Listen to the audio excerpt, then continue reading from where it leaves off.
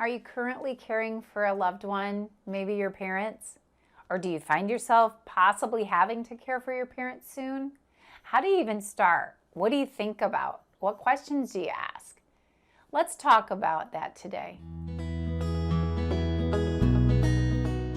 Welcome to the Senior Circle, where we hope to inspire and help others by providing valuable, relevant information related to caring for an elderly loved one. Hi, my name is Dawn Neely and I'll be your host. Thank you for joining us. Studies show that about 17% of adult children will end up caring for their parents. And that number rises as our age increases. Caring for our parents can be incredibly rewarding. It can be fulfilling. It means a great deal to us to be able to care for those that dedicated so much time and dedication to us. But it can also be very stressful, and we find that a lot of adult caregivers find themselves burnt out. The easiest way to avoid that is to understand exactly what comes along with caregiving and understand the type of support and care that our parents need. We want to always be realistic about the type of care that our parents need.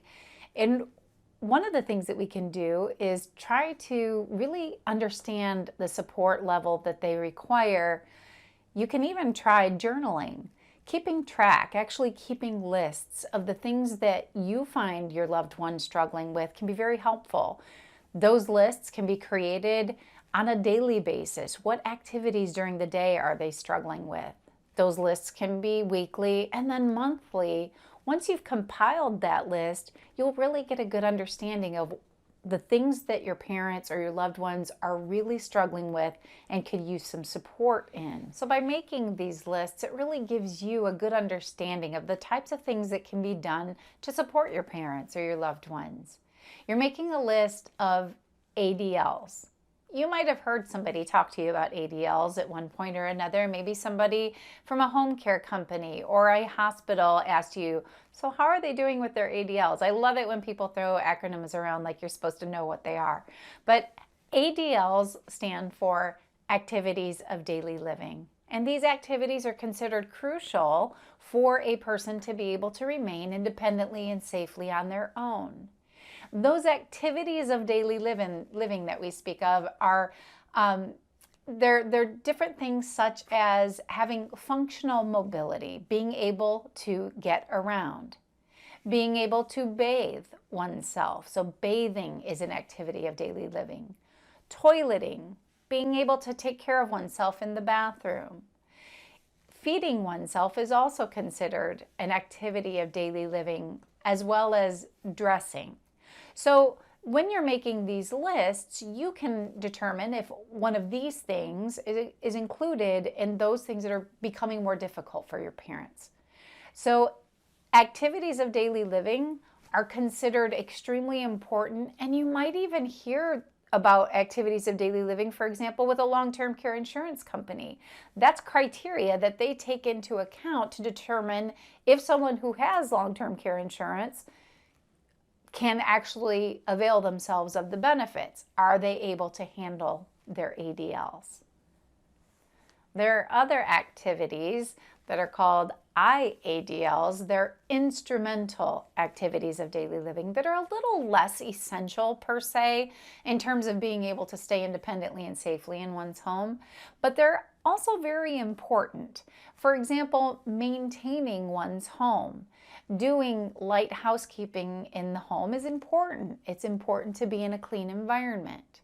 Laundry is an instrumental activity of daily living. That is something that we all need. We need to make sure that we have clean clothing, but also clean linens for our bed, clean towels, etc. Shopping for necessities, that's an instrumental activity of daily living. If we can't shop and we can't bring things into our home that are necessary, then we need some support. We need support with transportation to and from doctor's appointments, running errands, and things of that nature. Meal preparation is very important as well. Our seniors or our loved ones who are unable to do that for themselves experience a lack of the ability to handle that instrumental activity of daily living. So what we see is that there are two levels of activities that are crucial and very important for our loved one to be able to remain independently in their home. As you're making lists and as you're noting in these daily, weekly, monthly journals, you can see the types of things that are just becoming a little bit more difficult. You can make a plan to support in those areas, and you're not alone. In our next video, we'll discuss the things to look for to identify caregiver burnout and the different things that you can do and the help you can seek to avoid it. All in all, we know that caring for your loved one, caring for your parents can be very stressful and very difficult. But if you take steps to make sure that your parent feels secure, safe, and loved, I think you're going to do very well. If you have any questions, if you'd like to know anything about what non-medical services private duty care could provide for your senior loved one, please give us a call at Seniors Helping Seniors. We'd be happy to discuss with you the different types of services that are available and how we might be able to help. You can reach us at the number below, 248-969-4000, and we would love to talk to you.